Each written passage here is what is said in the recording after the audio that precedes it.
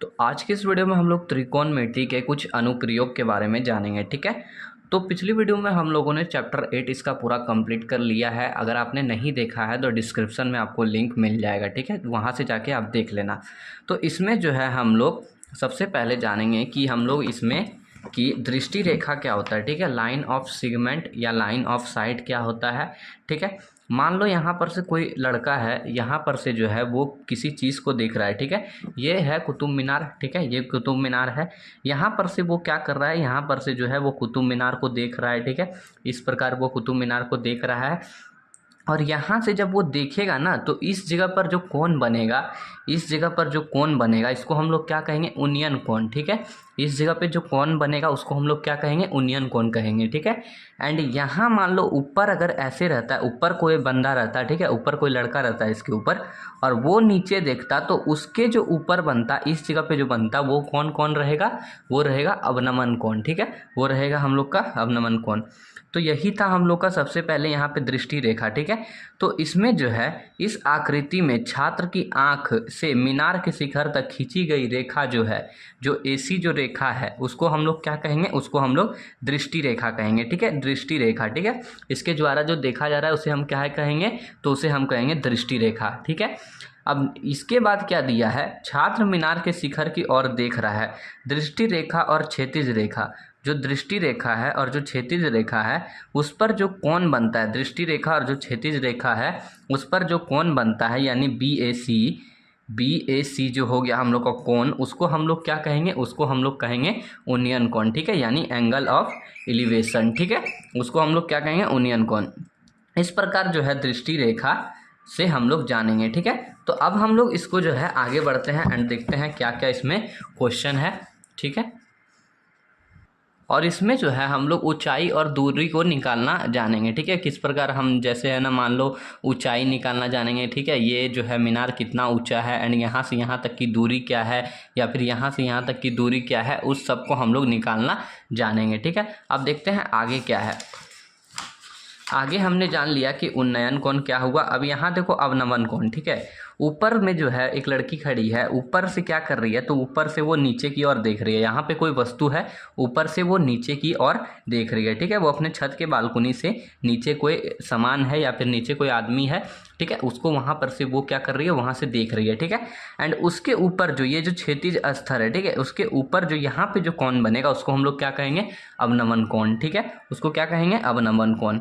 तो चलिए हम लोग इसको जो है इसका क्वेश्चन को देखना चालू करते हैं। ठीक है, तो सबसे पहला क्वेश्चन क्या दिया है, धरती पर एक मीनार जो है वो ऊर्ध्वाधर खड़ा है। जैसे यहाँ पर देखो, धरती पर क्या है, एक मीनार जो है वो ऊर्ध्वाधर खड़ा है, यानी सीधा खड़ी है। ठीक है, धरती के एक बिंदु से जो मीनार के पाद बिंदु, जो पाद बिंदु है मीनार का, यहाँ से यहाँ तक की जो दूरी है, ठीक है, जहाँ पर से हम देख रहे हैं वहाँ से जो मीनार की दूरी है वो हो गया पाद बिंदु। ठीक है, पाद बिंदु से दूरी कितनी है, तो 15 मीटर है। ठीक है, अब मीनार के शिखर का जो उन्नयन कोण है, उन्नयन कोण कौन सा होगा, तो नीचे वाला। ठीक है, ये वाला क्या होगा, उन्नयन कोण।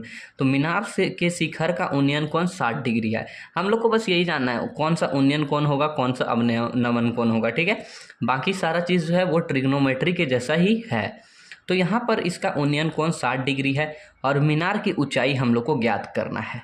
तो सबसे पहले यहाँ पे किस प्रकार का दिया गया है, जिस प्रकार का दिया गया है उस प्रकार का हम लोग इसको जो है उतारते हैं। ठीक है, इस प्रकार का जैसे दिया गया है वैसे प्रकार का हम लोग सबसे पहले इस प्रकार का बना लेते हैं। ठीक है, तो यहाँ पर क्या दिया है, यहाँ पर दिया है जो पाद बिंदु का जो दूरी है, पाद बिंदु का दूरी है हम लोग का 15 मीटर। ठीक है, एंड मीनार का जो है हम लोग को ऊंचाई ज्ञात करना है। ठीक है, तो ये हो गया हम लोग का। यहाँ पे मान लो ये मीनार है। ठीक है, ये जो है मीनार का ऊंचाई है। ठीक है, यहाँ पर कोई मीनार है और ये हम लोग मान लेते हैं, इसको A मान लेते हैं, इसको C मान लेते हैं, इसको B मान लेते हैं। ठीक है, ये क्या दिख रहा है, तो हम लोग देख सकते हैं कि इसमें ट्रिग्नोमेट्री के जैसा ही है, ट्रिग्नोमेट्री के जैसा ही है। यहाँ पे 90 डिग्री बन रहा है। ठीक है, और ये जो दूरी दिया है, ये दूरी कितना है, तो ये दूरी हम लोग का है 15 मीटर। ठीक है, ये दूरी कितना है, ये दूरी जो है हम लोग का कितना है, तो 15 मीटर है। ठीक है, ये जो दूरी है 15 मीटर है। तो अब हम लोग देख रहे हैं कि यहाँ पर जब ये अति बन रहा है, 90 डिग्री बन रहा है, तो 90 डिग्री के जस्ट सामने वाला क्या होता है, हम लोग का हाइपोटेनियस। ठीक है, 90 डिग्री के जस्ट सामने वाला क्या होता है, हम लोग का हाइपोटेनियस। ठीक है, 90 डिग्री के सामने वाला हाइपोटेनियस होता है। तो अब हम लोग यहाँ पे क्या करेंगे, अब हम लोग यहाँ पे पाइथागोरस थ्योरम का उपयोग करेंगे, ठीक है। पाइथागोरस थ्योरम का उपयोग करके हम लोग इसको बना सकते हैं। जैसे मान लो यहाँ पे है एंगल सी है, ठीक है। तो हमने क्या बोला था कि जो भी ये रहेगा, जो भी मतलब भुजा रहेगा उस पर है जो कोण बन रहा है, हमको सबसे पहले वो देखना है। अगर आपने एक्सरसाइज 8.3 नहीं देखा है तो उसको एक बार जाके देख लेना, ठीक है। तो यहाँ पर क्या दिया है, सबसे पहले ये जो भुजा है, भुजा सी बी, ठीक है, भुजा सी बी, और है ना ए सी पे कौन सा कोण बन रहा है, तो 60 डिग्री का। तो हम लोग इसमें देख सकते हैं कि ये जो है, ये हम लोग का ए सी क्या है, तो ए सी हम लोग का है क्या है, एच है, ठीक है, हाइपोटेन्यूस है। और ये हम लोग का क्या है, ये हम लोग इसको बी मान लेते हैं। तो बी बाय एच हम लोग का किस में आएगा, तो ये जो है बी बाई एच हम लोग का होता है कॉस का, ठीक है। लेकिन हम लोग से क्या पूछ रहा है, हम लोग से पूछ रहा है कि भैया बताइए कि मीनार की ऊंचाई क्या है, ठीक है। तो मीनार की ऊंचाई को बताने के लिए हम लोग को क्या करना होगा, हम लोग को त्रिकोणमिति अनुपात का उपयोग करना होगा, ठीक है। तो यहाँ पर हम सबसे पहले लिख देते हैं कि प्रश्न को हल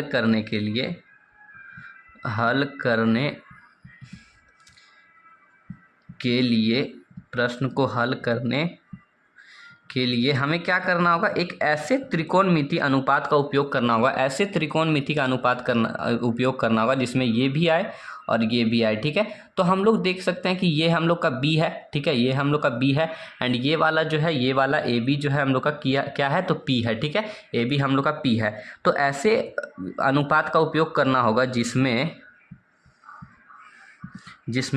भुजा ए बी तथा क्या हो, BC हो, ठीक है।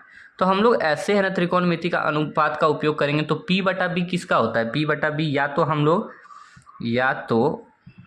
tan का उपयोग करेंगे, ठीक है, या फिर cot का उपयोग करेंगे, ठीक है, COT, cot थीटा का, या तो tan थीटा का उपयोग करेंगे हम लोग, या फिर क्या करेंगे, cot थीटा का उपयोग करेंगे, ठीक है। तो कॉट थीटा का, या तो tan थीटा या फिर कॉट थीटा। तो हम लोग सबसे पहले क्या करते हैं, हम लोग यहाँ पर जो है tan थीटा ले लेते हैं, ठीक है। तो हम लोग लिख देते हैं यहाँ पे tan 60 डिग्री, ठीक है, क्योंकि ये जो एंगल है वो 60 डिग्री का है, ठीक है। तो tan 60 इज इक्वल टू क्या होगा, हम लोग यहाँ पे P बाई एच लिखते हैं, tan इक्वल टू, ठीक है। तो tan के जगह पे कितना ये दिया है, P के जगह पे क्या है, तो P के जगह पे AB है, ठीक है। और tan 60 का वैल्यू कितना होता है, तो tan 60 का वैल्यू होता है हम लोग का √3, ठीक है, √3 होता है। मैंने चार्ट वाला भी वीडियो करा रखा है, अगर आपने नहीं देखा है तो जाके एक बार देख लेना। तो P का वैल्यू क्या है, तो P का जो है इसमें मान है A बटा AB है, ठीक है। तो AB हम लोग लिख देंगे, और P बटा B होगा, सॉरी P बटा H मैंने लिख दिया, ठीक है। तो P बटा H होगा, P बटा B होगा, ठीक है। और B का वैल्यू क्या है, तो B का वैल्यू हम लोग का CB है, ठीक है। B के जगह पे क्या है, CB या फिर BC। तो हम लोग लिख सकते हैं √2 इक्वल टू AB बटा BC। अब √3 बटा 1 लिख सकते हैं नीचे में, कोई दिक्कत नहीं है। AB का वैल्यू हम लोग को फाइंड करना है, AB इक्वल टू AB ही रहने देते हैं AB की जगह पे, और BC की जगह पे कितना दिया है, तो 15 मीटर दिया है, ठीक है। तो हम लोग ऐसे लिख देते हैं। अब क्या होगा, यहाँ से क्रॉस मल्टीप्लिकेशन हो सकता है, AB is equals to 15 √3 metre हम लोग का निकल जाएगा। AB का वैल्यू कितना निकलेगा, तो 15 √3। तो हम लोग क्या कह सकते हैं कि मीनार की ऊंचाई कितनी है, तो अतः मीनार की ऊंचाई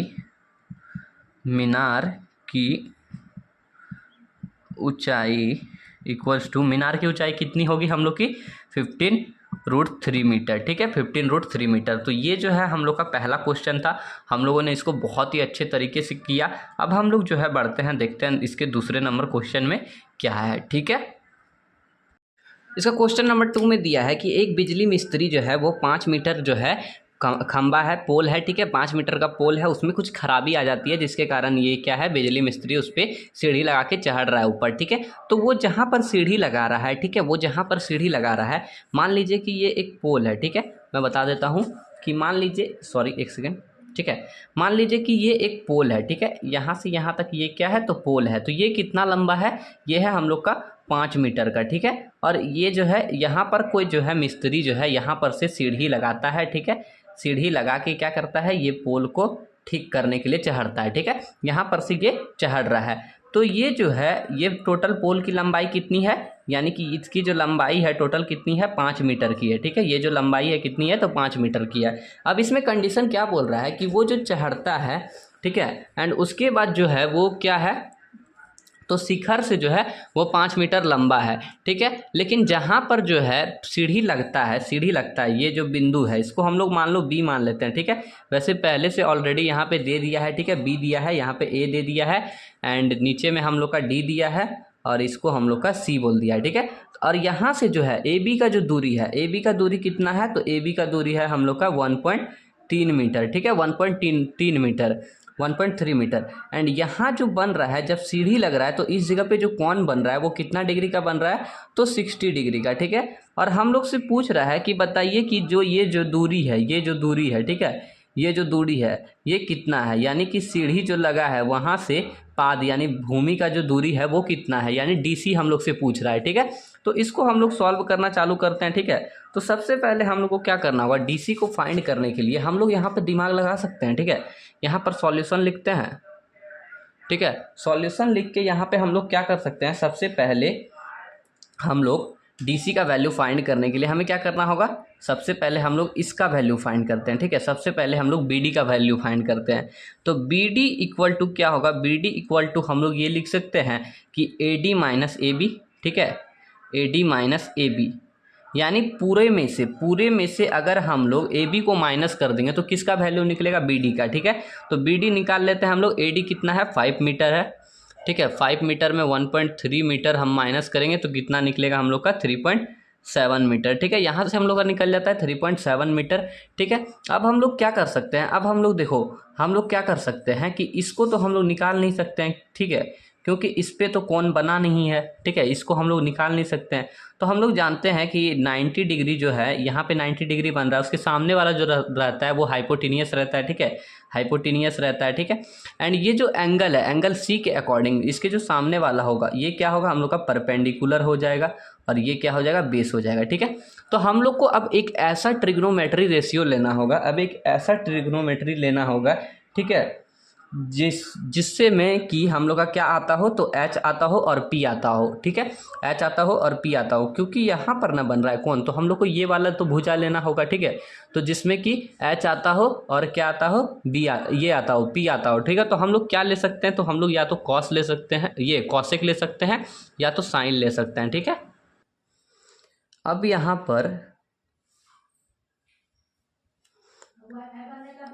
यहाँ पर डीसी ज्ञात करने के लिए, डीसी का मान ज्ञात करने के लिए हमें सबसे पहले किसका मान ज्ञात करना होगा, बीसी का, ठीक है। करने के लिए सबसे पहले हमें बीसी का मान ज्ञात करना होगा, ठीक है, बीसी का मान ज्ञात करना होगा।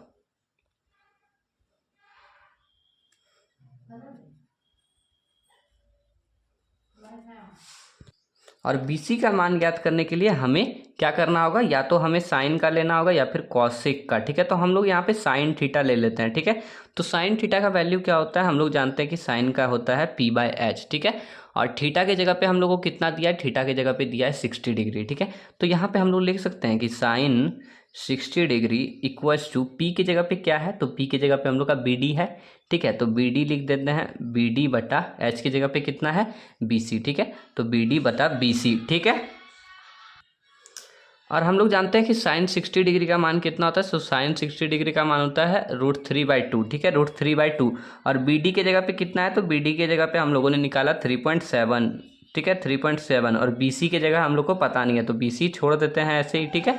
और यहाँ पे एक कंडीशन दिया था क्वेश्चन में, आपने अगर देखा होगा कि √3 को हम लोग 1.73 ले सकते हैं, ठीक है। √3 को हम लोग क्या कर सकते हैं, तो 1.73 ले सकते हैं, ठीक है। तो अब हम लोग क्या करेंगे, यहाँ से क्रॉस मल्टीप्लिकेशन कर सकते हैं। तो यहाँ पर क्या होगा, √3 BC इक्वल्स टू 3.7 × 2 हो जाएगा, ठीक है, 3.7 × 2। तो हम लोग BC इक्वल्स टू क्या लिख सकते हैं, 3.7 × 2 बाय √3 लिख सकते हैं, ठीक है, बाय √3 लिख सकते हैं। और इसको अब हम लोग क्या करेंगे, इसको हम लोग यहाँ पर BC इक्वल्स टू 3.7 × 2 और √3 के जगह पे क्या ले सकते हैं हम लोग, तो √3 के जगह पे 1.73, ठीक है, 1.73। जब हम लोग इसको काटेंगे कूटेंगे तो कितना आएगा, हम लोग का काटने के बाद जो है हम लोग का 4.28 आएगा, ठीक है, 4.28 मीटर लगभग निकलेगा इतना, ठीक है। तो हम लोगों ने यहाँ से क्या फाइंड किया, हम लोगों ने यहाँ से BC का मान फाइंड किया, यानी H का मान फाइंड किया। अब हम लोग इसको निकालेंगे, ठीक है, अब हम लोग इसको निकालेंगे। तो हम लोग यहाँ पर H है और यहाँ पर B है, तो हम लोग किसका वैल्यू ले सकते हैं, हम लोग यहाँ पर ले सकते हैं, किसका वैल्यू ले सकते हैं, तो कॉस का भी वैल्यू ले सकते हैं, या फिर हम लोग चाहे तो ये P है, ठीक है, ये P है और ये B है, तो हम लोग tan का वैल्यू ले सकते हैं या फिर cot का वैल्यू ले सकते हैं, ठीक है। तो यहाँ पर हम क्या करते हैं, यहाँ पर हम जो है cot थीटा का मान लेते हैं, ठीक है। ये इसके बाद का प्रोसेस है, यहाँ पे cot थीटा का मान लेते हैं। cot थीटा की जगह पे क्या होता है, cot का होता है हम लोग का P/P, ठीक है। तो थीटा की जगह पे 60 डिग्री हो जाएगा और B का क्या मान होगा, तो B का हम लोग का है DC, ठीक है, B का मान है DC, यानी कि cot 60 इक्वल्स टू DC बटा क्या होगा, तो DB, ठीक है, यानी BD। तो हम लोग यहाँ पे क्या लिख सकते हैं, cot 60 का वैल्यू कितना होता है, cot 60 का वैल्यू हम लोग का होता है 1/√3, ठीक है, 1/√3 इक्वल्स टू DC का मान हम लोग को फाइंड करना है, तो DC ऐसे ही हम लोग रहने देते हैं, और BD कितना हम लोगों ने फाइंड किया था, तो 3.7, ठीक है। तो अब हम लोग क्या कर सकते हैं, तो अब हम लोग यहाँ से क्रॉस मल्टीप्लिकेशन कर सकते हैं, ठीक है। तो √3 DC इक्वल्स टू 3.7, ठीक है। तो हम लोग DC इक्वल्स टू 3.7 बटा √3 लिख सकते हैं। DC इक्वल टू हम लोग 3.7 बटा √3। जब हम लोग इसको काटेंगे ना, जब हम लोग इसको काटेंगे तो कितना होगा, 2.14 मीटर, ठीक है। तो यहाँ से हम लोग का जो है ये दूरी निकल जाता है, यानी कि रस्सी से पाद बिंदु की जो दूरी है हम लोग का कितना निकलता है, तो 2.1 मीटर, ठीक है। आई होप कि आपको ये समझ में आया, अगर समझ में आया होगा तो इसी को देखते रहो। चलो अब इसके बाद का क्वेश्चन करते हैं, ठीक है।